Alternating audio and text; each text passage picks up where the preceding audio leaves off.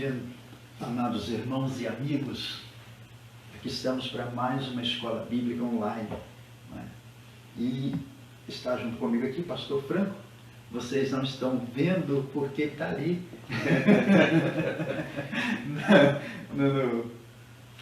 acertando os detalhes. Exatamente, é o nosso produtor. Produtor, diretor, cinegrafista, ele é tudo. Bombril ou o Severino. Faz tudo. É ele que monta o estúdio, é ele que monta, alinha o equipamento, é ele que faz todo o processo, né? É o diretor executivo, é tudo. Né? Mas graças a Deus que ele sabe mexer, né? Porque eu não sei. Então, alguém tem que saber, né? Estamos aprendendo para esse negócio. É novidade para nós, é novidade para você também. E mais uma vez nós queremos dizer a você que será um prazer tê-lo participando conosco. Você pode interagir com a gente, você pode mandar a sua dúvida, pode deixar a sua sugestão, pode deixar a sua fala. Nós não somos donos da verdade, servimos aquele que é. Sim. Né? Mas não temos a pretensão de sermos donos da verdade.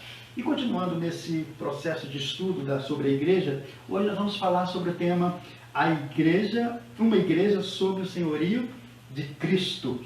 Né? Às vezes a gente vê, eu vi numa lição bem antiga da Escola Bíblica Dominical, em que fizeram lá uma chargezinha, né, que Jesus Cristo andando pelo templo, e havia uma reunião no templo, e as pessoas diziam: na minha igreja acontece isso e isso, na minha igreja faz isso assim, na minha igreja nós cultuamos assim. E aí Jesus olha e disse: engraçado, eu pensei que a igreja era minha. Eu era o Senhor da igreja. Né? Dessa igreja que nós amamos, essa igreja que nós aprendemos a amar e nela aprendemos a servir ao Senhor Jesus. Porque não tem coisa melhor do que entender que nós somos servos do Senhor Jesus. E Ele é o cabeça da igreja, é Ele quem determina a direção que a igreja deve tomar. Né? Nós somos apenas servos, ainda que tenhamos o título de pastor, mas nós somos apenas servos. Né? Pastor Franco, com a palavra, pode dar aí a sua palavra, a sua participação. Obrigado, pastor. A nossa escola está sob a direção do pastor Everaldo, né?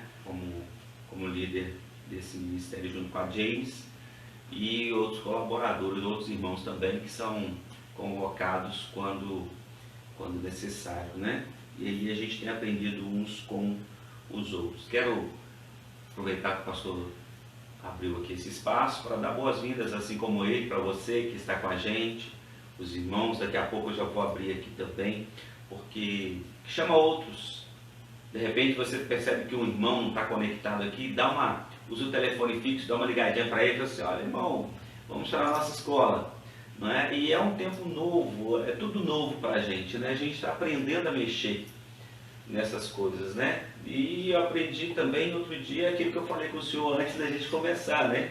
Se eu colocar o telefone para girar automaticamente, quando a gente filma assim, as pessoas veem a gente assim, né? Mas acredito que agora está tudo bem, você está vendo a gente. Se você tem uma TV igual nós aqui, você pode pegar o seu computador, o seu telefone e ligar aqui também na TV para você nos ver, igual eu coloquei aqui, né? Para nós estar aqui. Você pode também colocar o Facebook da nossa igreja na tela da sua televisão. E aí você vai ter aqui, ó, igual a gente agora já estamos com 11 pessoas, pastor Everaldo, com a gente aqui, ó. Já estamos com 13, né? Mas há esqueci o nome que se dá, esse lapso, né? Da pessoa estar vendo a gente e a imagem está aqui na TV, né? Louvado seja Deus. Então você pode, e quando você clica aqui no cantinho da tela do seu computador, você vai ver a gente de uma forma maior também na sua televisão, trabalhando aqui, ó, tudo. A sua casa pode estar assistindo tranquilamente e participando também conosco no cantinho, como o pastor Meneghelli já está aqui conosco. Um ótimo dia para o senhor, pastor, a paz do Senhor. né? Pastor Nicodemo, pastor, grande abraço, mora no meu coração, é um pastor que eu sempre oro e sempre ele está orando pela gente, pastor Everaldo. Amém. Eu recebo mensagens dele. Deus abençoe o senhor, viu, pastor? Os dois pastores aqui que estão comunicando, né? Mas você também pode se comunicar conosco, pode mandar sua mensagem, como está colocado ali, né? Pode mandar sua mensagem para nós, que nós vamos ter o maior prazer de estar aqui lendo. Alguma dúvida também dentro da lição, né, pastor? Para a gente poder estar lendo.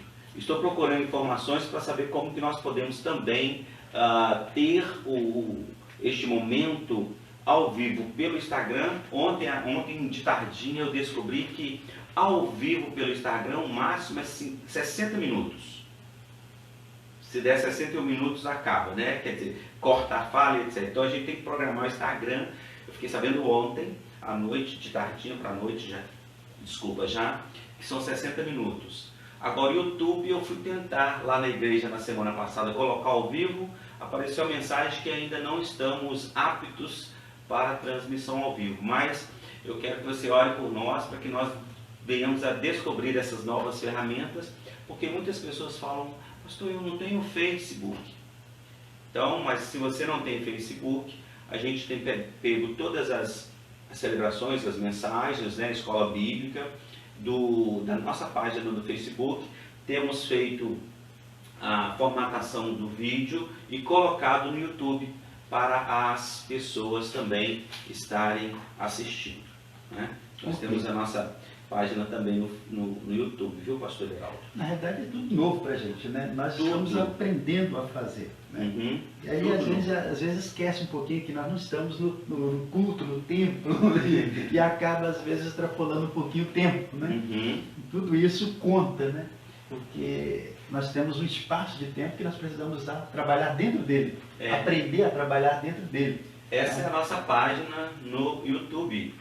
Tá vendo? Aqui são esses dois cavalheiros que estão aqui com vocês nesta manhã, né? Alguns vídeos. A nossa última escola foi esta, né? Uma igreja que honra o seu Senhor, não é? A anterior, uma igreja, uma opção pela obediência, e assim nós começamos. A nossa primeira gravação ao vivo foi aquela lá, organismo e organização. Exato. Mas uma das coisas que nos impede de transmitir direto para o YouTube ao vivo é justamente que nós não temos um número de inscrição, né? Sim, isso colabora. Então eles mandam mensagem, você não está apto, ou seja, a gente precisa promover mais. Então nós estamos hoje agora com 83 inscritos. Se você quiser, meu querido, e puder, entra lá na nossa plataforma do YouTube, Batista Morada do Vale, aí você vai ver essa foto, vai ver isso aqui, e você então se inscreva no nosso canal, e aí os nossos números irão aumentando, e nós vamos poder com mais propriedade, pastor Everaldo, transmitir ao vivo, né? Pelo YouTube. E nós devemos pensar que isso é uma ferramenta a serviço do reino, né? Sim, sim. Não promoção é uma ferramenta da igreja. Promoção do reino de Deus, porque eu acredito que muitos estão aprendendo conosco, nessa manhã especial, capítulo 2, né? Capítulo 2 todo. Exato. Mas a gente pode ler uma parte do texto, né? Porque nós já lemos uma parte na semana passada, quando a descida do Espírito, falamos sobre a escolha de Matias, né? E hoje, então, a gente, se o pastor assim quiser, claro. Pode, não, tranquilo, pode seguir. Né? Aí a leitura do capítulo 2, a partir aqui do verso 14, que vai falar sobre essa igreja no senhorio de Cristo, né? Então, Pedro, Atos dos Apóstolos, capítulo 2, verso de número 14. Então Pedro levantou-se com os 11, porque até então aqui Matias não estava junto com ele, já estava escolhido, mas os 11, e em alta voz ele dirigiu a multidão, e ele disse: homens da Judéia e todos os que vivem em Jerusalém, deixem-me explicar-lhes isto. Ouçam com atenção. E ele disse para aquele povo: estes homens não estão bêbados, porque eles pensavam, né? Começaram a falar na língua do próprio povo de cada região. Então aqueles que não eram daquela região estava ouvindo na sua própria voz, não é? No seu próprio dialeto. Estes homens não estão bêbados, como você supõe. Ainda são 9 horas da manhã, né? Que é a primeira hora ali. Ao contrário, isso é o que foi predito pelo profeta Joel. E está lá no livro do profeta Joel, no Antigo Testamento, capítulo 2. Nos últimos dias, diz Deus, derramarei do meu espírito sobre todos os povos, os seus filhos e as suas filhas profetizarão, os jovens terão visões, os velhos terão sonhos. Sobre os meus servos e as minhas servas derramarei o meu espírito naqueles dias, e eles profetizarão. Mostrarei maravilhas em cima no céu e sinais embaixo na terra, sangue, fogo e nuvens de fumaça. O sol se tornará em trevas e a lua em sangue, antes que venha o grande e glorioso dia do Senhor. E todo aquele que invocar o nome do Senhor será salvo. Israelitas, disse ele, ouçam estas palavras. Jesus de Nazaré foi aprovado por Deus diante de vocês, por meio de milagres, maravilhas e sinais que Deus fez entre vocês por intermédio dele, como vocês mesmos sabem. Este homem lhes foi entregue por propósito determinado e pré-conhecimento de Deus, e vocês, com a ajuda de homens perversos, o mataram pregando numa cruz. Mas Deus o ressuscitou dos mortos, rompendo os laços da morte, porque era impossível que a morte o retivesse. A respeito dele, Davi disse, eu sempre via o Senhor diante de mim, porque ele está à minha direita, não serei abalado. Por isso o meu coração está alegre e a minha língua exulta. O meu corpo também repousará em esperança, porque tu não me abandonarás no sepulcro, nem permitirás que o teu santo sofra decomposição. Tu fizeste conhecer os caminhos da vida e me encherás de alegria na tua presença. E ele vai dizendo, irmãos, posso dizer-lhes com franqueza que o patriarca Davi morreu e foi sepultado. E o seu túmulo está entre nós até o dia de hoje. Mas ele era profeta e sabia que Deus lhe prometera sob juramento que colocaria um dos seus descendentes em seu trono. Prevendo isso, falou da ressurreição de Cristo, que não foi abandonado no sepulcro e cujo corpo não sofreu decomposição. Deus ressuscitou esse Jesus e todos nós somos testemunhas deste fato. Exaltado à direita de Deus, ele recebeu do Pai o Espírito Santo prometido e derramou o que vocês veem agora e ouvem, pois Davi não subiu aos céus, mas ele mesmo declarou. E eu termino aqui. O Senhor disse ao meu Senhor, senta-te à minha direita, até que eu ponha os teus inimigos como estrados nos seus pés, para os teus pés. Portanto, que todo Israel fique certo disso. Este Jesus, a quem vocês crucificaram, Deus o fez Senhor e Cristo. Amém. Então veja bem, esse é parte do discurso que Pedro fez. E foi justamente com esse discurso, trazendo à memória do povo um texto do Velho Testamento, que ele começa a pregação. E ali dá abertura à igreja do Senhor Jesus, convenção à igreja do Senhor Jesus. Aquele grupo que agora era formado, para estar sob o senhorio de Cristo com uma finalidade única, de proclamar o Evangelho. Proclamar às pessoas que é chegado o reino de Deus, até eles. E que eles poderiam ter acesso a esse reino mediante Cristo Jesus. E aí, o autor logo começa trabalhando a questão da aplicação para a vida. E quando ele diz o seguinte, no discurso de Pedro, podemos observar como se deu o estabelecimento da igreja de Cristo, na história, instituição que permanece até nos nossos dias, unicamente por pertencer a Ele. E é interessante, que quando nós observamos o texto da palavra de Deus, quando o Senhor Jesus conversa ali com Pedro, tu és Pedro, mas sobre esta rocha edificarei a minha igreja. Ele não edificou em cima de Pedro, ele edificou em cima dele. Ele é a rocha. Se fosse em cima de Pedro, ela teria falido. Não, ela teria naufragado. Mas como ela foi edificada em cima da rocha, e Cristo é a rocha, Então a igreja prevalece até hoje e continuará prevalecendo até a volta de Cristo Jesus, a segunda volta, né? Como, aliás, quando ele retornar para nos levar, para estar com ele. E aí o autor pergunta o seguinte: como você tem proclamado o nome de Jesus? Através do trabalho de sua igreja. Isso é interessante, né? Como é que nós temos vivido isso no nosso dia a dia? Né? Nós temos hoje vivido um cristianismo do relativismo. Né? Verdade. Eu fico aqui porque é legal, porque eu gosto dos irmãos, porque isso, porque aquilo, mas não para servir ao Senhor Jesus, não para ser instrumento do Senhor Jesus na proclamação da palavra. Sim, muitos têm, parece que medo, né, de criar raiz, né? Então, porque a grande verdade é que quanto mais íntimo, né, eu fico, maiores são também as minhas responsabilidades. Exatamente, né? Então, quanto mais eu me agrego, quanto mais eu me firmo, automaticamente aumento também as minhas responsabilidades. O fato desta igreja já nascer uma igreja grande, com 3.000 conversões num dia, não é? Era justamente esse elo. Todos estavam unidos no mesmo propósito. Eles tinham o mesmo objetivo. O objetivo era proclamar a palavra.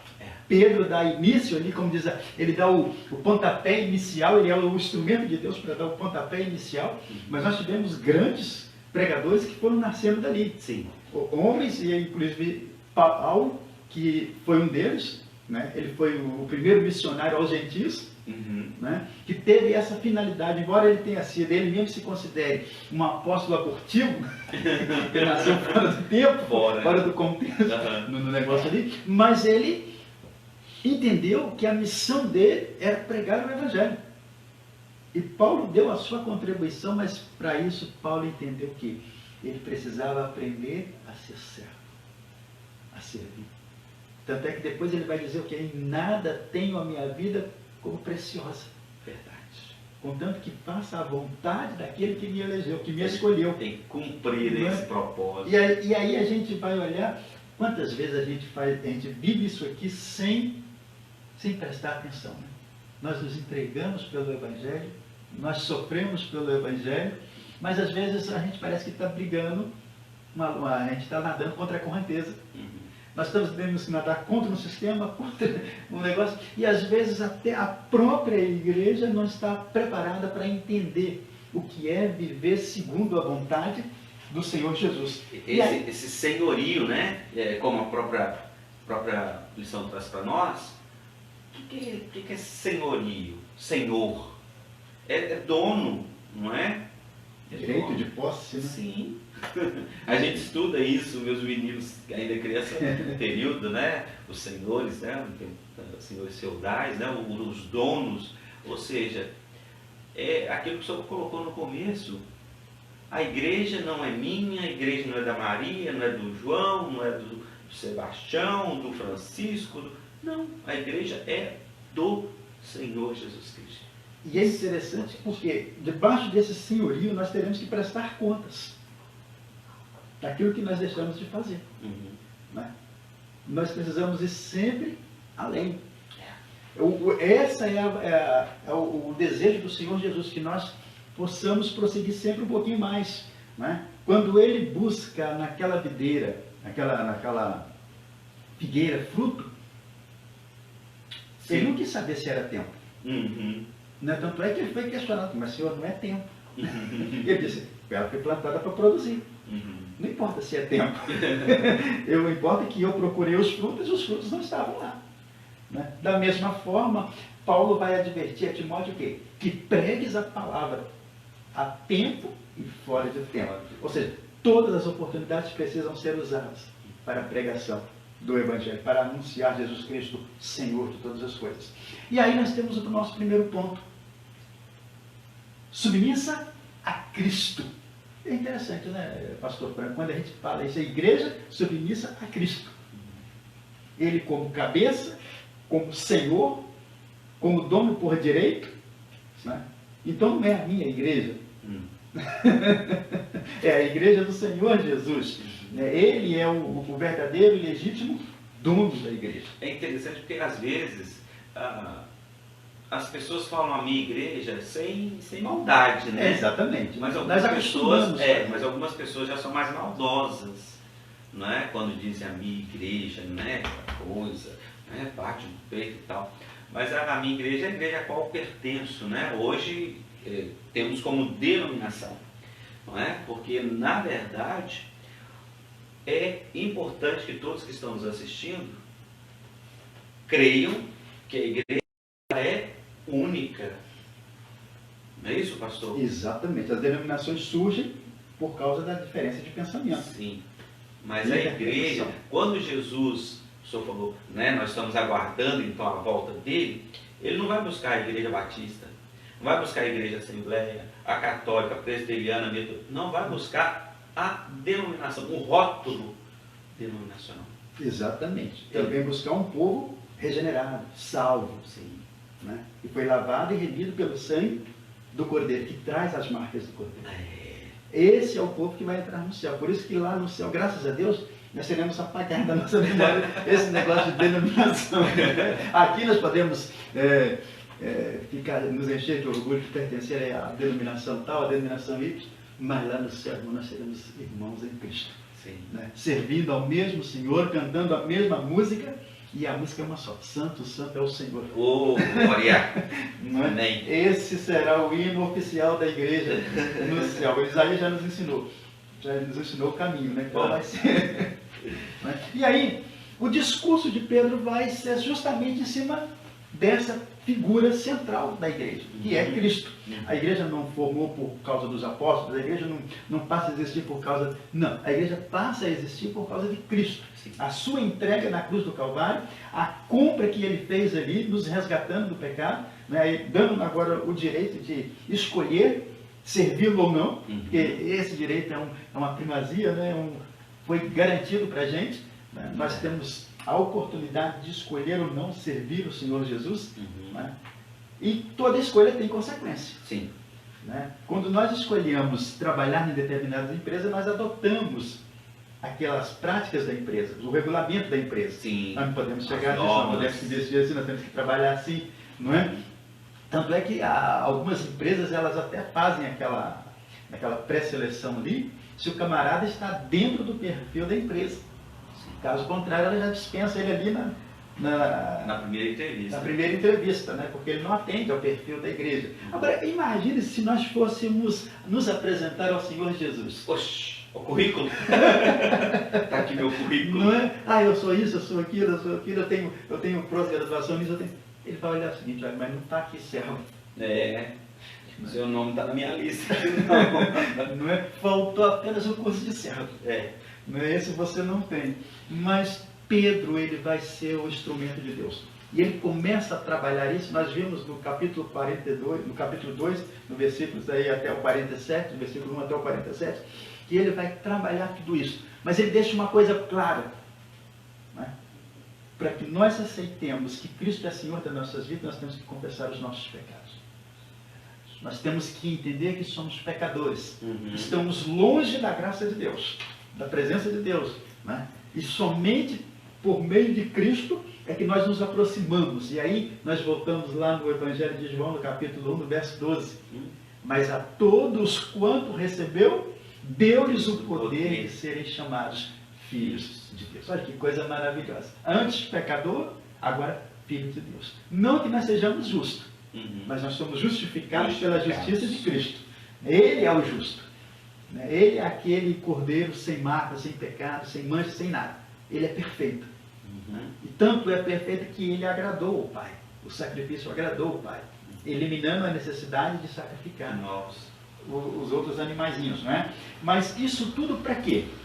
Para garantir a eu e você o direito de participarmos agora de uma nova família, a família do Reino de Deus.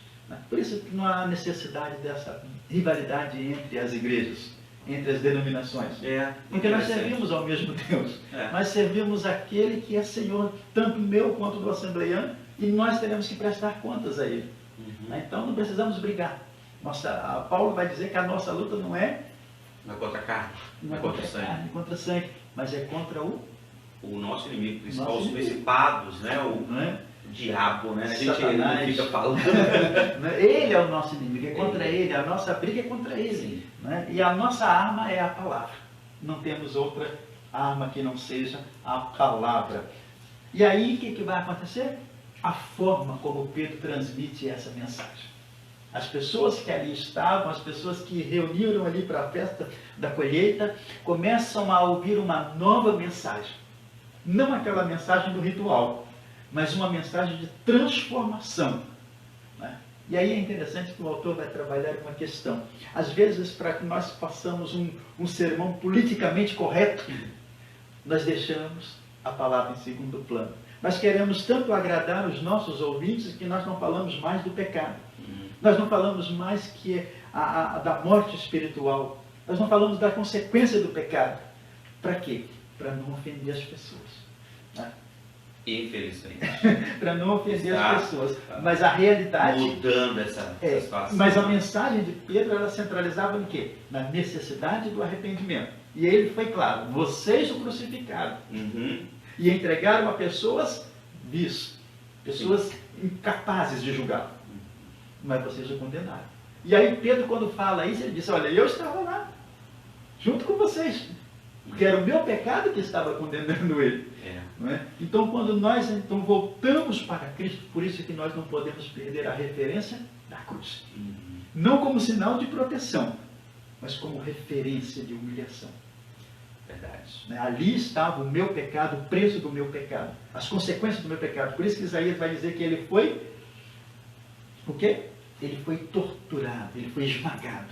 Sim. Pelo peso do nosso pecado, é como um rolo compressor.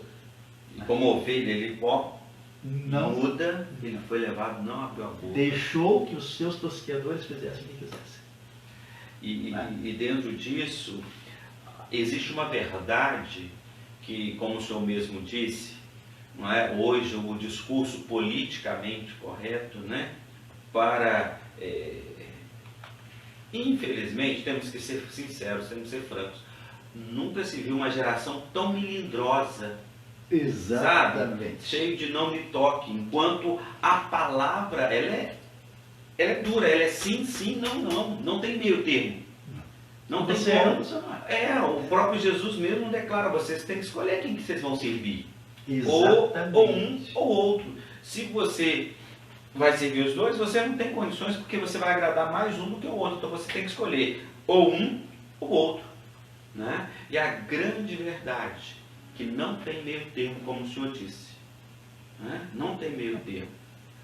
Não tem meio termo aqui para nós e coluna do meio também, porque existe ou o céu ou o inferno.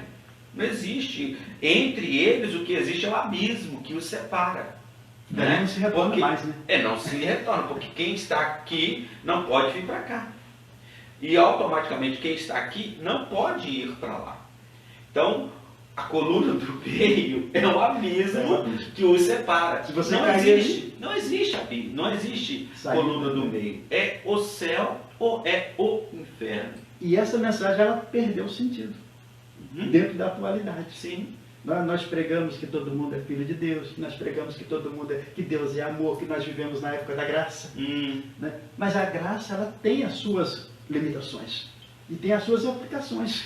Desculpa, pastor, mas tem muitas pessoas que infelizmente, né, aí a gente não vai falar, né, expor assim, mas a transformação da graça é uma desgraça, ou seja, a ausência dela, ou o abuso dela, né? Porque se Jesus veio e a salvação é pela graça, então eu posso, Paulo fala sobre isso, me vem a memória, o Espírito me traz a memória aqui agora, vem cá, ele declara que onde abundou o pecado, superabundou a graça, mas significa que eu vou pecar muito para ter mais graça? De jeito nenhum. Então, ou seja, filho de Deus, ele não tem prazer no pecado. Nós deixamos a condição de pecador perdido, destinado, né, pelos nossos pecados ao inferno, mas pela graça e aceitação do sacrifício de Jesus e aceitação dele como meu Senhor e Salvador, eu passo então para um pecador salvo. Não deixo de ser pecador. Eu vou deixar de ser um pecador o dia que Jesus voltar para buscar a igreja, não é? Ou, né, de uma forma geral, total, ou em particular, porque todos os dias um vai. Né? Quantas pessoas morreram ontem? Quantas pessoas estão morrendo agora? Né? 9h30 da manhã de hoje, 19 de abril de 2020. Muitas e muitas pessoas, ou seja, estão se encontrando, estão tendo este corpo corruptível transformado já por um corpo incorruptível e só aguardando o momento glorioso dele realmente levar a todos, tanto os que morreram antes como aqueles que serão chamados agora. Essa é a mensagem de Pedro. Aquele que vocês mataram, machucaram, maltrataram, negaram. Não é? Porque a grande verdade, porque Pedro fala isso com eles. Ele é a pedra da esquina, não é a pedra angular. Né? E a graça de Deus, ela nos mostra o seguinte, que nós tomamos posse de algo que nós não tínhamos direito. Né? Graça é o quê? Favor e merecido. Eu não tinha direito. Paulo vai dizer que o pecador estava destinado à condenação. Mas Deus, por amor, né, mediante Cristo, nos outorga o privilégio de nós podermos mudar essa situação. De pecador para filho, né, de justificado. Então nós precisamos entender isso. E aí, mas quando eu permito que Cristo entre na minha vida, eu estou sob o senhorio dele. Sim. E aí ele vem e me diz, olha, agora você precisa andar assim. Você precisa ter a sua vida dessa forma, para ser o meu servo. E aí entra até uma ilustração interessante, que eu ouvi há muito tempo, que certa vez Napoleão estava passando em revista a sua tropa. E aí ele chega lá, na hora, no meio dos soldados ali passando, olhando, ele encontra um soldado todo bagunçado, o coturno sujo, a farda toda amassada, né? O cabelo, barba por fazer, o cabelo por cortar, e ele olha para o rapaz e pergunta, jovem, qual é o seu nome? Ele disse, Napoleão. Ele achou que Napoleão ia ficar feliz, era uma homenagem a ele. Né? Ele pergunta uma segunda vez, qual é mesmo o seu nome? Napoleão. Ele pergunta uma terceira vez, qual é o seu nome? Ele disse, Napoleão. Ele olhou para ele e disse, ou você muda de vida, ou troca de nome. É assim que Cristo quer que nós sejamos. Nós não podemos dizer que nós somos cristãos se a nossa vida não condiz com os princípios estabelecidos pelo Mestre. E os princípios estabelecidos por ele não mudou. Não tem como mudar. O que era pecado continua sendo pecado e ainda colocou um agravante a mais. Ele pegou o Velho Testamento, que dizia que,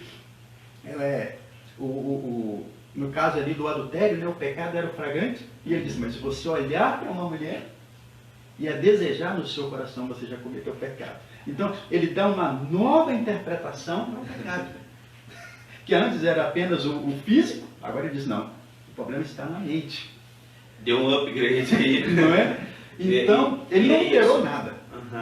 E muitas pessoas, elas se esquecem dessa situação e pensam que a graça, realmente, aqui está o pecado, a graça vem e cobre, não é? Com perdão, claro, você confessando, abandonando. Porque a gente tem aprendido na Batista Morada do Vale que errar, o erro até faz parte do percurso, porque você não vai estar certo sempre. Mas o desejo do cristão não é errar, é acertar sempre. Por isso que vem a graça. A graça, e para mim, para nós, é que nós não amamos o pecado. Não é? É aquele que não tem prazer na prática do pecado. Exatamente. Não é? Nós amamos o pecador. Né?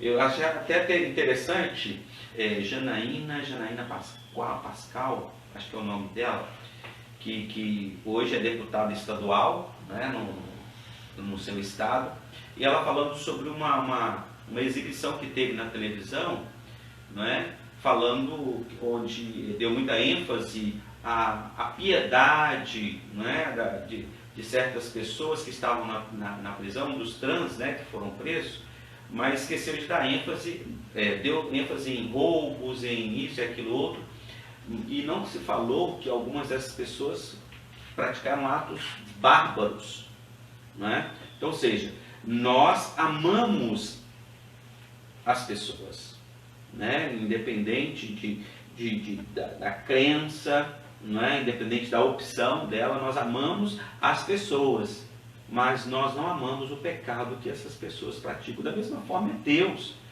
Por isso que João 3,16, o próprio Senhor Jesus diz que Deus amou o mundo, quer dizer, amou a mim, a você, amou a todos nós de uma maneira tão grande, uma coisa imensa, algo sobrenatural, poderoso, né? Que ele teve, eu sempre falo, ele foi audacioso, ele teve a audácia de entregar, né? De dar o seu filho unigênito, né? Sacrificar, permitir o sacrifício do seu filho unigênito, para que todo aquele que nele crê não pereça, mas tenha a vida eterna. Deus, ele ama essas pessoas que têm essa vida, mas ele abomina. E o desejo é aquilo que Pedro coloca aqui: arrependam-se desses atos abomináveis e voltem-se para Deus. E a prova do arrependimento é o quê? A mudança de vida. A mudança. Né? Tem que ser transformado. Paulo vai dizer o que? Aquele que roube, para de roubar. né? Quem Mas antes mente, trabalhe. para de mentir. Né? E aí, um segundo elemento interessante da mensagem de Pedro no dia de Pentecostes é que o povo, ele demonstra para o povo judeu o quanto eles admiravam Davi.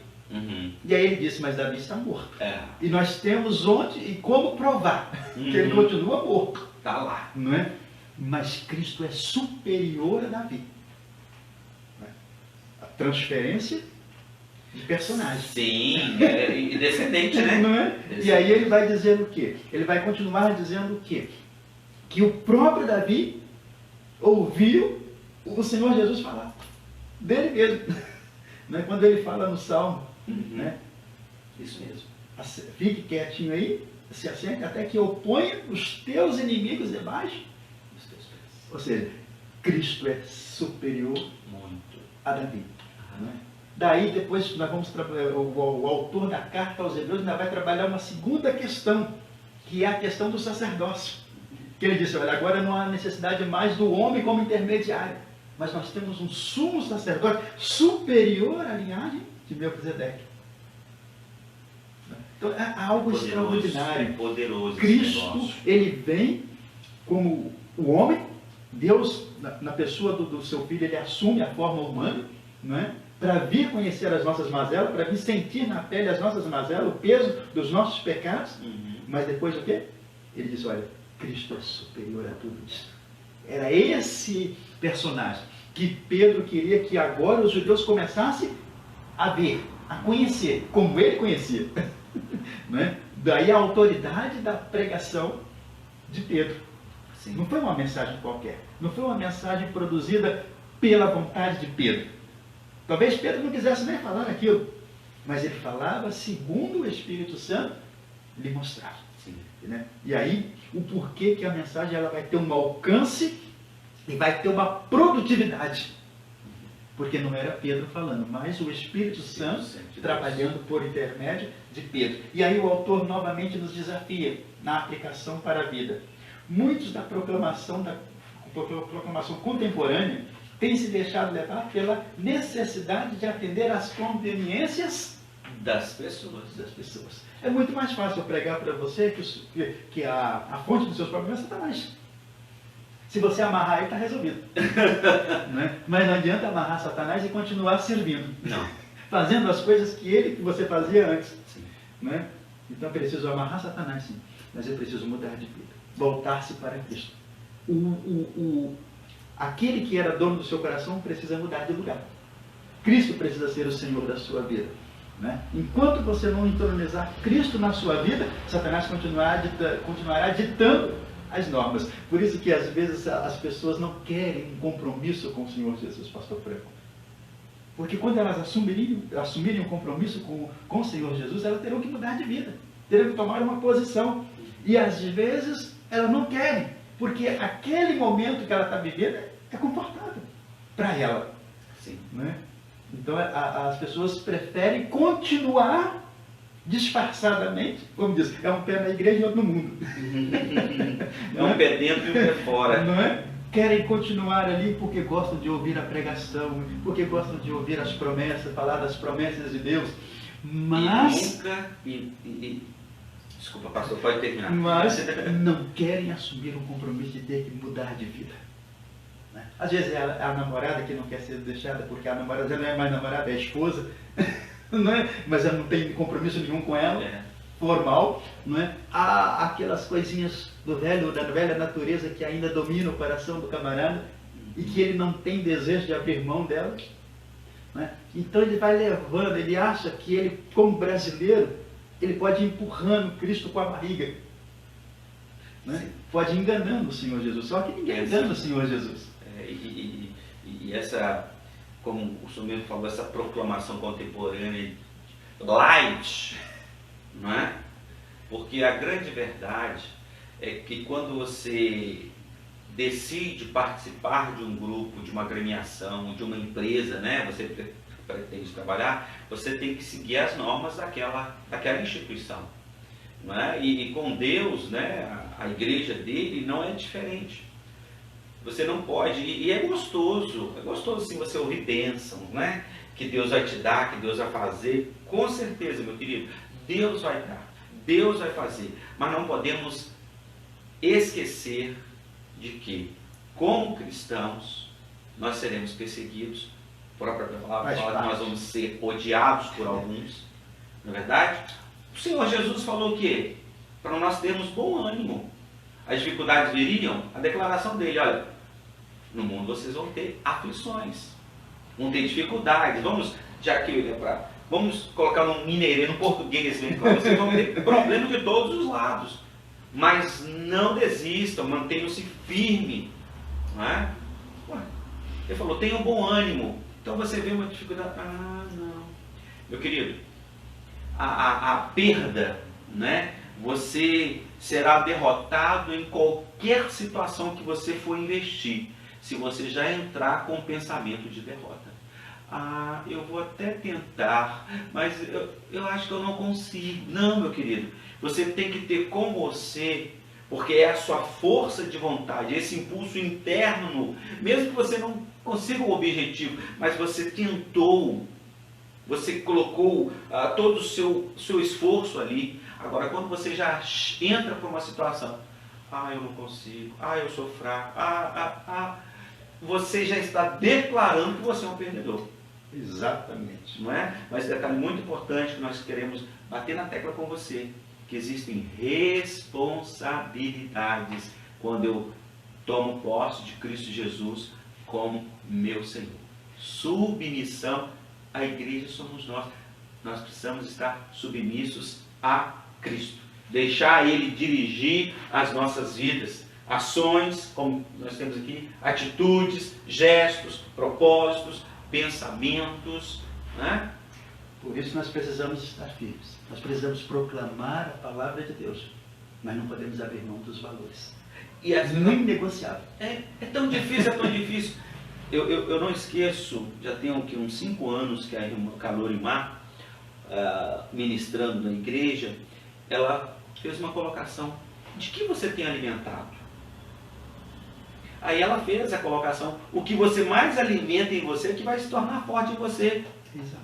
Não é? Mas é tão difícil, é tão difícil. É tão difícil porque você não quer abrir mão.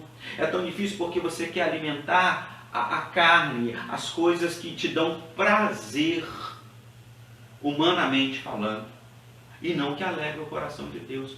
E o detalhe importante, pastor, quanto mais nós lemos a palavra, quanto mais nós estamos em comunhão com Deus, menos nós queremos os prazeres desta vida. Entenda que os prazeres desta vida, meu querido, é aquilo que vai insuflar, né? Vai inflar, melhor dizendo, o seu ego, né? E muitas coisas que o homem faz são desagradáveis a Deus. Então, o medo de perder a amizade de perder, sabe, aquela rodinha, né? Faz com que ele tenha medo de assumir um compromisso. Mas eu quero desafiar você nesta manhã, ter medo não. Se de repente você está com medo de perder amizades, Deus te dá novas. Quem está falando com você o pastor Everaldo também tem essa experiência, porque quando eu me converti, pastor, o meu amigo mais chegado, né, aquele que eu tinha uma amizade mais estreita, né, a gente, né, como uma pessoa sem o temor de Deus, vive, principalmente jovem, as farras da vida, né? E ele virou para mim e falou assim: ah, cara, então agora você não é mais macho, agora você virou a casaca, né? Ele me chamou de gay, né? Fez essa colocação. Porque agora você não, né? Não vou dar os nomes aqui, os predicativos, né? Mas agora você não faz isso, não faz isso, não faz isso, não faz isso, que a gente fazia as nossas atrapalhadas, né? Eu falei assim: não, rapaz, agora que eu sou homem de verdade, porque agora eu não faço isso, não faço isso, não faço isso. Porque as pessoas pensam que se você deixar de fazer determinadas coisas, você deixa de ser homem. Exatamente. Né? Deixa de ser macho, e você vai provar para ele. Eu louvo a Deus porque essa mesma pessoa, esse meu amigo, hoje ele é um crente no Senhor Jesus. Né? E naquele dia eu falei com ele assim: rapaz, eu experimentei algo maravilhoso. O meu desejo é que você também experimente. Que isso? Não vou broxar, não. Eu falei assim: não, isso não vai acontecer. E eu falei com ele, falei assim: olha, e eu quero que o dia que eu for me batizar, que você veja a minha decisão sendo publicamente professada através do batismo. E ele falou assim: eu não. Rapaz, passou-se o tempo, né? Eu fui batizado meses depois da minha conversão. Quem estava no meu batismo? Ele estava lá, né? E temos uma boa amizade. Ele viu que realmente não era aquele fogo de palha, e eu não abandonei as amizades antigas, mas Deus me deu novas amizades. Deus vai mudar também todo o seu círculo, né, de convivência. A verdadeira felicidade só encontramos em Cristo. Né? Obedientes e arrependidos. Isso. Né? O que é arrependimento? Opa! Nós precisamos entender. Né? O que é arrependimento? Arrependimento é mudança de atitude. As pessoas às vezes confundem arrependimento com remorso, pastor. É totalmente diferente, né? O arrependimento me faz mudar. Remorso não. Não. E nem medo, né? Porque às vezes as pessoas tomam uma decisão por medo, mas depois cai em si, volta à realidade e começa tudo de novo, né? Mas quando nós tomamos essa atitude de nos arrepender, de mudar as nossas... Porque nós chegamos a uma conclusão de que a vida que nós estávamos levando nos afastava cada vez mais de Cristo, de Deus, né? Eu me lembro do dia da minha conversão, né? Eu estava lá assistindo um culto na primeira igreja, e quando eu tomei consciência da minha realidade espiritual, eu já estava lá na frente. Lindo. Né? Por quê? Porque eu entendi que da forma como eu estava, o que me aguardava era a morte espiritual. Se eu partisse naquele dia, eu estava perdido. E eu não podia, isso não podia acontecer comigo. Né? E graças a Deus que Deus usou aquele irmãozinho para pregar. E não era nem o pastor, era o vice-moderador que estava. Ou seja, então quando Deus quer usar alguém, Ele usa. Né? E as pessoas, elas às vezes confundem, pastor. Porque é o seguinte, vocês crentes falam de morte espiritual. Que negócio é esse de morte espiritual? Vocês falam que vocês morreram e agora vocês estão vivos. Né? Quem não entende, meu amigo, talvez você, né, hoje não, mas amanhã, né, quando a gente compartilhar esse momento aqui nas nossas redes, você de repente não entende, não vai entender um pouco sobre isso. Mas o que acontece? A morte física, até então, se Jesus voltar hoje, aí já muda a situação. Mas até então, a morte física, ela já está determinada para todos nós humanos. Porque se você nasceu, se você está vivo, só tem uma coisa que você tem certeza que vai acontecer com você. Um dia você vai partir, vai morrer. Essa ninguém escapa. Né? Muitos já morreram, alguns não experimentarão a morte física, né? Porque Jesus pode voltar nesse tempo. Alguns na nossa história bíblica não experimentaram, né? Temos Enoque, temos Elias. Alguns estudiosos falam sobre Moisés, né? Não temos a confirmação é que o corpo de Moisés nunca foi achado. Até isso foi eu entendo isso como uma prova cabal de Deus para não haver entre o povo dele Adoração. idolatria. Porque ele mesmo disse em Êxodo 20, não tem outro Deus não, eu sou único. Eu falo sempre, Deus é ciumento, ele não aceita concorrência. Né? Então, como você mesmo disse, né, a morte espiritual. Querido, quero dizer para você uma coisa, enquanto estamos vivos, nós podemos, pela fé, né, porque Deus, na sua onisciência, onipotência, tudo está no controle dele, né? Aí algumas pessoas falam assim, se Deus já sabe que eu vou para o céu, então não preciso. Meu querido, não se atenha a isso não, porque isso é uma fala enganosa, né? Então eu não preciso mudar de vida, porque Deus já sabe que eu vou para o céu, né? Pelos frutos você vai conhecer, né? Disse Jesus, a palavra. Então, o detalhe muito importante, a morte espiritual significa separação eterna de Deus.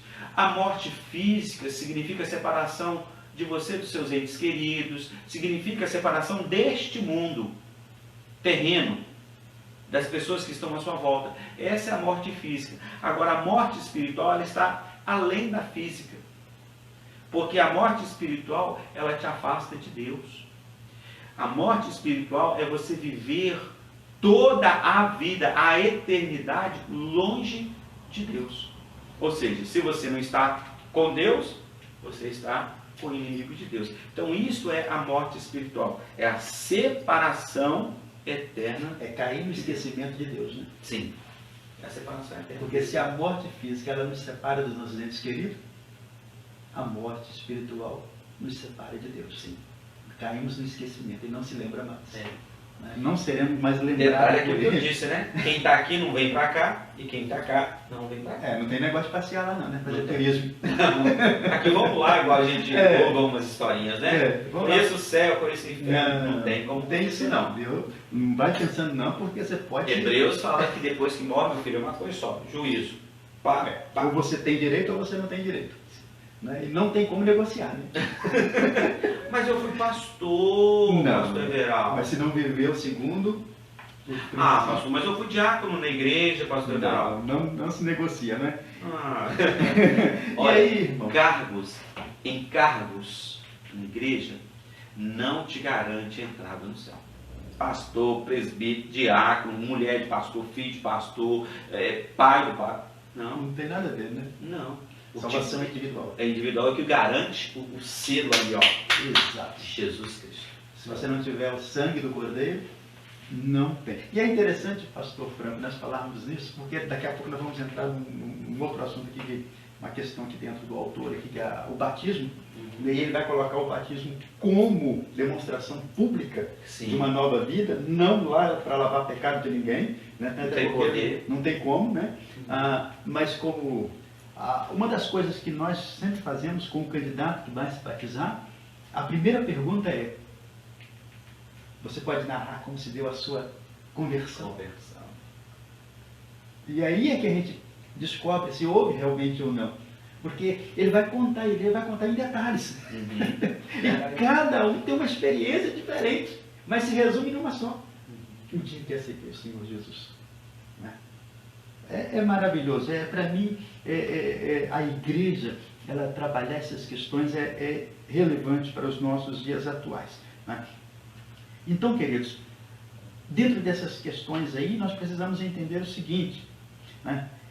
Dessas 3.000 pessoas que se converteram na pregação de Pedro, a igreja de Jerusalém já nasce uma igreja forte. Foi a primeira igreja grande, né? Com 3.000 pessoas. De uma vez só. E agora, como doutrinar essas pessoas?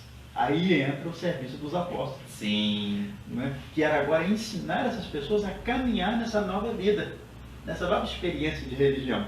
Né? Não era mais apenas uma religiosidade. Sim. Eles precisavam viver o cristianismo.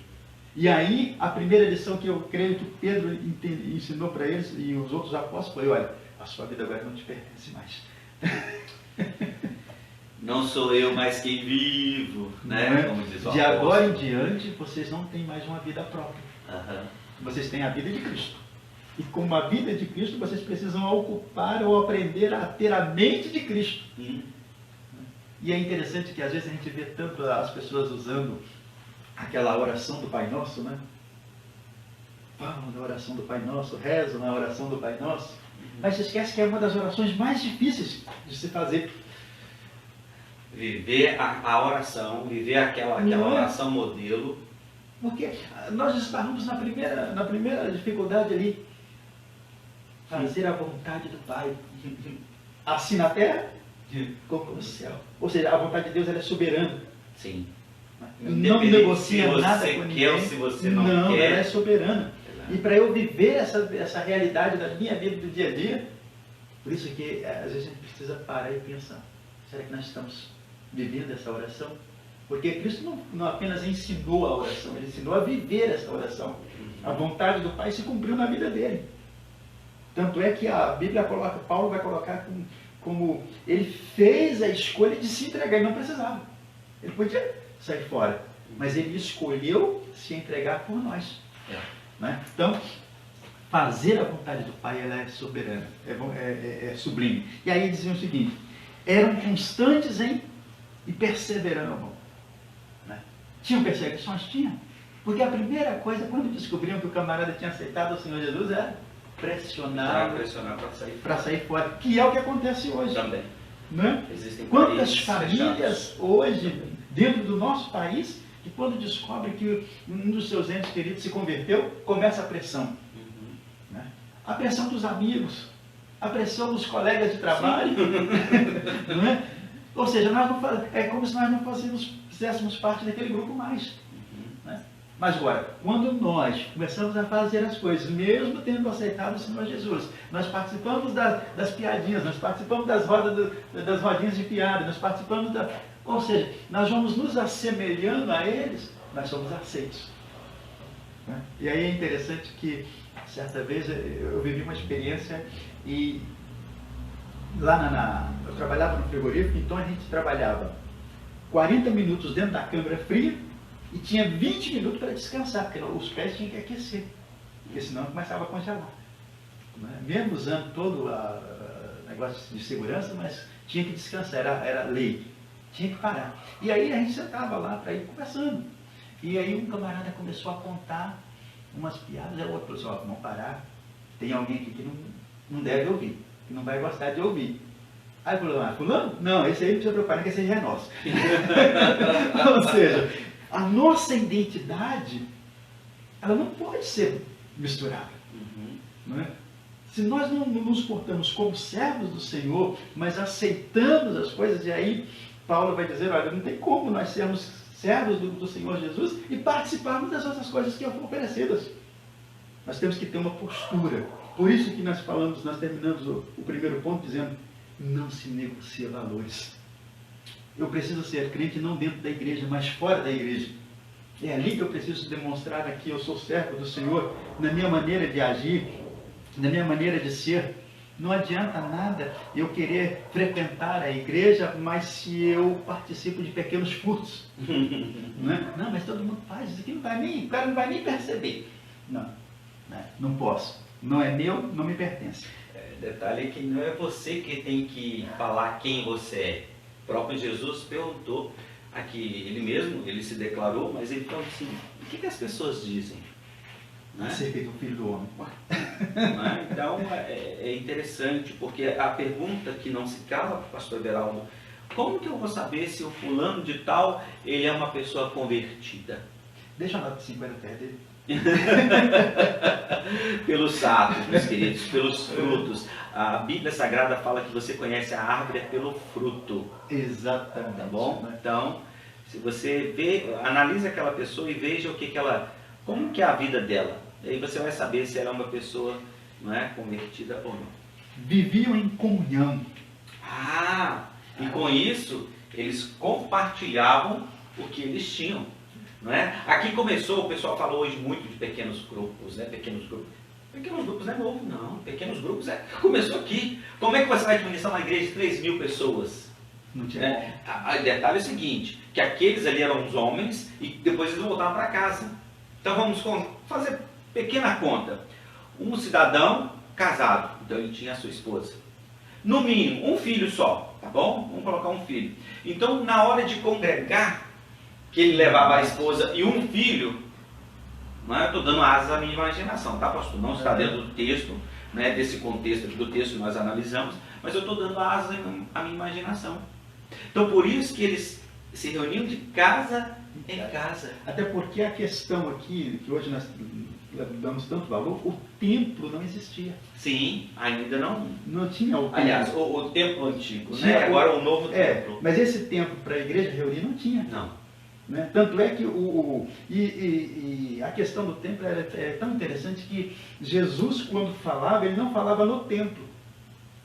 Nós temos poucas vezes, ele entra no templo, mas não fala dentro do templo. Sim. Ele falava no pátio. Sim. Por quê? Porque era no pátio que estava o povo.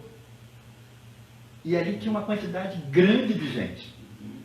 Os sermões deles eram proferidos ali. Os apóstolos também usaram o pátio do templo. O templo pertencia à questão judaica. Né? Mas até então não tinha. A igreja não era vista, não era reconhecida pelo templo, como hoje. Sim. Né? Mas era reconhecida de estar de casa em casa. Era o corpo de Cristo. Né? E aí que é interessante, essa comunhão, esse partir do pão. Né? E aí o que eles tinham? Exerciam a liberalidade, então não havia ninguém passando necessidade. Ou seja, tinham tudo em comum, vendiam as propriedades, traziam. Por quê? Eles imaginavam que Cristo ia voltar no outro dia. Sim, era rapidinho, né? Aí depois Paulo vai ter que regulamentar isso. Olha, não é assim, irmãos. Esse evangelho que nos alcançou precisa alcançar outros. Que fazem parte desse grupo, mas que não estão aqui. Não é? E aí, estavam unidos, tinham um propósito comum. Então, quando se juntavam, havia alegria e singeleza de coração. Ou seja, havia um único propósito: glorificar a Deus. Sim. Né? Então, a Bíblia não fala aqui que eles cantavam hinos, mas provavelmente cantavam, porque já cantavam os salmos. Sim. Né? Então, todo esse culto era mais voltado para a palavra e a oração. Né? Então, o sermão de Paulo durava 2 horas. Hoje as pessoas reclamam, né? Quando o pastor passa de 20 minutos. Exatamente. Mas naquele tempo eu fico assim maravilhado, né? Quando a gente percebe os outros povos, não muito distantes de nós, né? Outros costumes, quando eles se encontram. Os africanos, né? Por exemplo, eles, né? Não se encontram dentro do templo. Agora está melhor, né? Alguns já estão fazendo as suas tendas, mas eram debaixo das árvores. E era ali que é a igreja, né? Sim. Era a igreja reunida. Detalhe, caminhavam, quilômetros e quilômetros para estarem juntos. E aquele momento ali era festa, não é 10 minutos, meia hora, 1 hora, não. Eram horas ali juntos, cantando, louvando, lendo a palavra, explicando a palavra. Mas muitas das igrejas que hoje existem nasceram debaixo de árvores. Sim. Né? Hoje A nossa, a Morada do Vale, por exemplo. Hoje que nós temos a ideia de alugar um ponto, colocar ali uma placa. Né? Mas a igreja começava... Tanto é que a gente aprende que igreja não é... A gente colocou como igreja, né? Mas aquilo ali é o templo, né? É o local de local, né? Como a gente tem a foto. Mas né? se porventura amanhã nós não podemos mais nos reunir no templo, acabou a igreja? De forma alguma. Né? A igreja continua. Né? E como hoje. Exatamente, né? Fizeram até uma brincadeira que colocaram lá Satanás e Jesus, como se estivesse conversando. E Satanás disse: olha, a primeira coisa que eu fiz ao criar o coronavírus foi colocar na cabeça do povo que a igreja não precisava reunir, o templo tinha que ser fechado. Não, acabou a igreja. Né? Aí Jesus disse: não, fechou-se o templo, ela se reuniu em casa. Continuou a igreja do mesmo jeito. Continua a igreja do mesmo jeito. Outro detalhe, pastor, compartilhar com o senhor, né? Esses dias eu tenho feito algumas visitas, aproveitando esse tempo, claro, com devido cuidado, né? Mas o testemunho de famílias falando: pastor, nós estamos agora com a leitura da palavra, cantando, as crianças juntos, porque está vendo, e eu falo, tudo está no controle de Deus. O vírus está aí, é uma realidade, né? Então, muitos empregados estão fazendo o home office, né? Trabalhando em casa, e alguns outros com horários reduzidos e tal. E estão tendo um tempo maior, esse recriar com a família, de estar junto com os filhos, com a esposa com o marido, e etc. e tal. E está tendo momento de fazer devocional. juntos. Nesse contexto, nós podemos dizer que o vírus foi uma bênção, né? É. Porque voltou ao primeiro amor. Sim, sim. Né? A igreja reúne e as pessoas estão tendo a oportunidade de se conhecer. Os pais têm que ficar juntos, os filhos, e todo mundo ali dentro de casa, então é a oportunidade de conversar, de trocar ideia. Tudo que vem De sobre brincar, tudo que vem sobre a nossa vida, querido, é bênção de Deus, mesmo que aos nossos olhos pareça ser ruim. Mas tudo Deus tem um propósito, ok? Não duvide disso. Tudo Deus tem um propósito. Não é à toa que está acontecendo isso. Deus tem um propósito em tudo isso. Talvez está fora do controle humano, mas não está fora do controle de Deus, porque está tudo lá anotado com ele. Tudo ele tem controle. E aí o autor começa dizendo: você tem contribuído para que essas qualidades façam parte da sua igreja? Como é que tem sido o nosso relacionamento de igreja? Como é que nós temos ajudado? Porque às vezes, querido, criticar é fácil, mas viver o cristianismo autêntico é complicado. Eu aprendi desde cedo o seguinte: não jogue pedra no telhado do vizinho, porque o seu telhado é de vidro. Então, eu tenho ensinado os meus filhos, porque o meu primeiro ministério precisa ser dentro da minha casa. Eu digo isso aqui não é para pastores, não, é para cristãos. Não adianta você ser um excelente diácono, presbítero, pastor, instrumentista, vocalista, recepcionista, professor de EBD. Não adianta você ser excelente lá no templo e ser péssimo dentro de casa. O sacerdócio começa dentro da sua casa. Não é? Isso é muito importante. Então, aquilo que você puder fazer para abençoar, entenda, abençoar no sentido de ajudar a pessoa, faça. Agora, pelo outro lado, de amaldiçoar, ou seja, de prejudicar a outra pessoa, não faça. E grande detalhe, tudo que nós recebemos de Deus é bênção. Não é? No sentido de tudo está no controle dele. Ele sabe por que está permitindo que determinadas coisas aconteçam sobre a minha e a sua vida, sobre as nossas vidas. Né? Exato. E assim, queridos, nós estamos chegando ao final de mais uma lição. E nós precisamos nos ater à palavra do apóstolo Pedro. Não vamos nos misturar. Né? Precisamos manter firme a nossa convicção diante de um mundo que anuncia que a liberdade, uma liberdade sem limites. Nós precisamos estar convictos. O pecado é uma realidade, assim como o vírus é uma realidade. Não é? E nós precisamos pregar que há esperança para o pecador em Cristo Jesus. Nossa mensagem ela deve ser centrada na pessoa de Cristo Jesus. Né? A nossa adoração é para Cristo Jesus. Ele é Senhor da igreja. E não percamos de vista isso. Nós somos servos. E o servo faz aquilo que o seu Senhor manda. E no nosso caso ele ordena. Não é? Nosso desejo. E quem é inteligente, né, dizem aí o provérbio ditado popular, que quem pode, manda quem pode. E obedece quem tem juízo. Então eu queria dizer, tem juízo, obedeça. É mais fácil obedecer, não é? Muito mais fácil. Você dói menos. Colhe os frutos da obediência. Dói menos. E assim, esperamos ter podido ajudar você um pouco e assim crescer na fé, na esperança, na convicção de que nada pode nos separar do amor de Deus, se estivermos realmente ligados à videira. Sim. Né? Pastor Franco, as suas considerações finais? Está aqui, né, de acordo com o que o senhor falou, nós não podemos, como Pedro, nós precisamos tomar então essa posição diante do mundo e poder literalmente anunciar o quê? Anunciar as grandezas daquele que nos tirou das trevas para a sua maravilhosa luz. Viu, meu querido? Deus tem um plano excelente para a sua vida, para a sua família.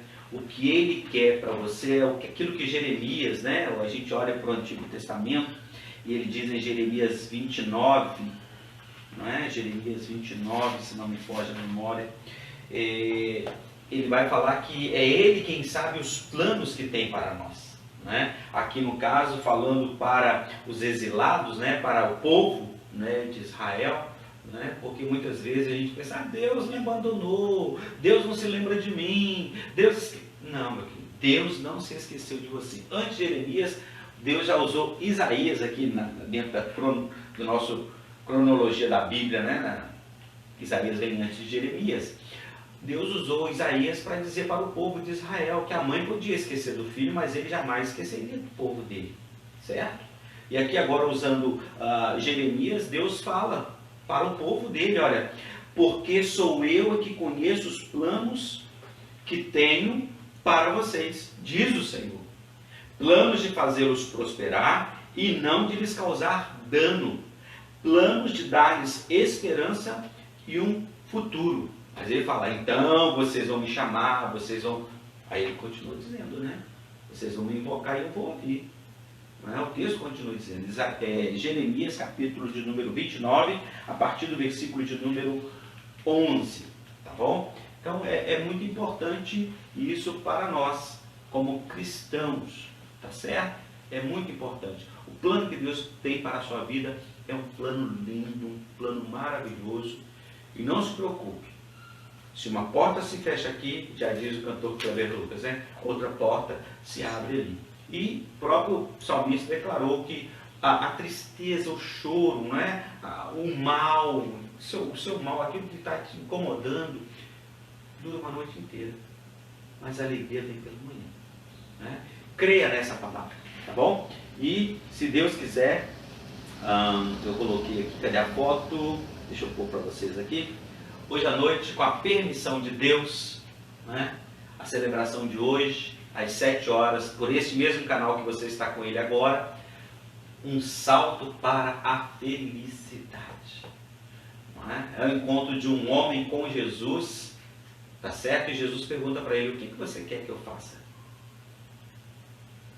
Não é? Então, eu quero convidar você a viajar conosco hoje à noite, dentro da Bíblia Sagrada. O que eu preciso então, quais são os passos que eu preciso dar para este salto para a felicidade? Você é meu convidado, nosso convidado, pastor Everaldo, se Deus quiser vamos estar lá, Deus nos permita, às 7 horas vamos estar no templo, infelizmente com as portas fechadas ainda, né, por determinação, e também para a segurança das pessoas. A hora que nós tivermos autorização, nós vamos abrir as portas. Aí alguém perguntou, mas pastor, o prefeito assinou um decreto. Mas eu confesso a vocês, irmãos, eu quero abrir meu coração aqui para vocês agora. Eu não vou pedir o pastor Everaldo ou qualquer outro irmão para ficar lá na porta da igreja e falar assim, ó, você não pode entrar. Você pode entrar. Porque fica difícil. A grande verdade é que todos estão desejosos de estar juntos novamente. Eu não posso negar isso, pastor. E também é passageiro, né? Sim, daqui a pouco nós vamos estar juntos de novo. No nome de Jesus, vamos sim. cumprimentar. Vai ser uma festa. Vai ser. E outro detalhe, pastor, foi bom só tocar nesse assunto. Papai e mamãe, eu já falei aqui neste canal com vocês. Porque existem muitos pais, pastor, que não estão abraçando seus filhos. Com medo do vírus? Com medo. Não. Mas, meu querido, tome os devidos cuidados. Saiu, se você esteve naquele ambiente que você entende que é um ambiente que não estava muito legal, ao chegar em casa, realmente não cumprimente. Eu faço isso, né? Dependendo do local onde eu esteja naquele dia, naquele momento. Eu passo direto, vou para o meu quarto, vou para o banheiro, tiro a roupa, tomo meu banho, gostoso, e depois eu abraço, beijo, amasso meus meninos, minha esposa. Você não pode deixar isso, senão vai virar uma paranoia. Exatamente. Entendeu? Você não pode deixar com que isso traga esse desespero para você. Exatamente. É uma realidade. Não podemos negar. Comunhão, né? Sim, não podemos negar. Sim, não podemos negar. Uma realidade, o que está acontecendo. Mas isso não pode fazer você pirar, como as pessoas dizem, né? Se fosse um adolescente, pirar o cabeção, né?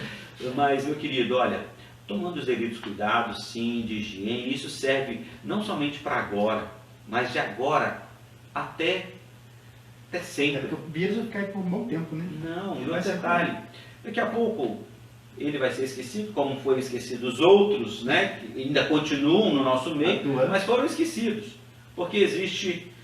Não, deixa.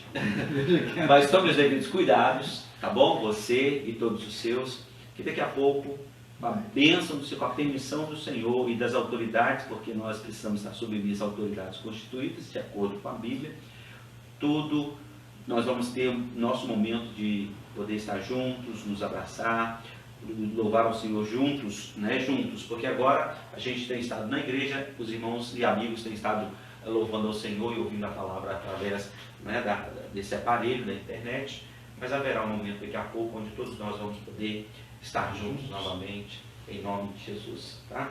E nós temos as nossas programações, pastor, aqui, ó, tá? Agora pela manhã, 9 horas, logo mais à noite, às 7 horas, e quarta-feira, às 8 horas da noite, sempre por esse canal, Facebook/IBMV-GV, tá certo? Estamos aí descobrindo como eu disse no Instagram, 60 minutos é o máximo, e o YouTube, quando eu fui clicar, falou que a gente não estava apto ainda a fazer uma transmissão ao vivo. Estamos orando e Deus vai nos dar condições, tá certo? Quero agradecer você por estar conosco, não é, pastor Everaldo, por se dispor.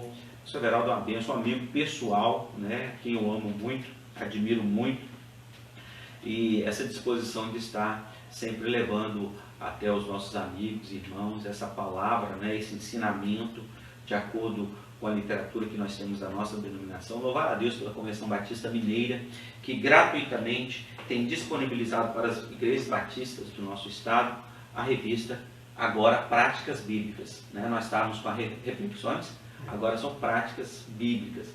Então, obrigado à nossa Convenção Batista Mineira, a pessoa do presidente, pastor Samuel, nosso diretor, pastor Márcio. Deus abençoe os nossos irmãos amados, pastores, com essa visão de estar fazendo essa literatura e disponibilizando depois para as igrejas batistas do nosso estado e também para o Brasil, né? Outros estados, né, que desejam, estão adotando, né? Para nós aqui dentro de Minas Gerais, custo é somente do envio, né? E ela tem um custo, eu não sei quanto é, mas você pode entrar no site da nossa Convenção Batista Mineira, que é batistasmineiros, né, .org, se não me falta a memória, .br, né? Então você vai ter tudo lá à sua disposição em nome de Jesus, tá certo? E muito obrigado mais uma vez. Vamos orar então, né, pastor? Como eu falei, muito permitir ao Senhor que esteja orando, colocando diante de Deus a vida dos nossos amigos e irmãos, né, aqueles que estiveram aqui conosco, né, participando, que Deus possa estar abençoando em nome de Jesus. Pai, nós te agradecemos, Senhor, por mais uma lição. Sim, te agradecemos, ó Deus, pela oportunidade de podermos entrar, ó Deus, em cada lar que está nos assistindo, Pai, Jesus. E poder, ó Deus, ser instrumento Teu, ó Deus, para ajudá-los no crescimento espiritual, Pai. Amém. Te agradecemos, Senhor, pela visão que Tu destes ao Teu servo, o pastor Franco, pastor da Igreja Batista, Morada do Vale. Ó Deus, que o Senhor continue usando o Teu servo, dando a ele, ó Deus, condições, ó Pai, de estar sempre à frente um pouquinho, Deus, para que nós possamos aproveitar as oportunidades que nos são colocadas, Pai. Pai Santo, nós te agradecemos por cada vida que nos ouve neste momento. Te agradecemos, Senhor, pela Igreja Batista Morada do Vale, que mesmo, Deus, tendo o seu templo fechado, não desistiu do objetivo de continuar te adorando, de continuar te buscando, de continuar, Deus, levando uma mensagem de fé, de esperança, de alento, Deus, nesse momento difícil, Pai.